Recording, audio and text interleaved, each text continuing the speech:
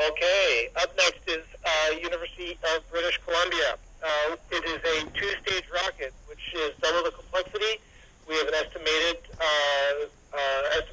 altitude of 30,100 feet for the sustainer, black and white, Cicerone O3400 to an M795 on the sustainer. And in the interest of tell you more about the rocket, but let's get her in the air. Pad, are you good? Are you go for launch? Pad is go for launch. Recovery is not engaged at this point.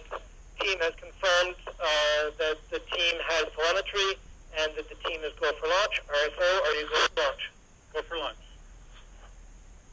And looking up, guys are clear. Clear to 30,000 feet.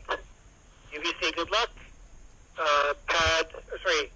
Bank A armed. Pad 4 armed. We have all greens. Countdown in 5, 4, 3, 2, 1. Ignition. Uh-oh. There it goes.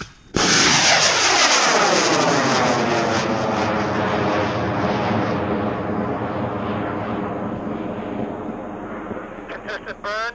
Good burnout. Good separation. At least we do not yet have a sustainer light.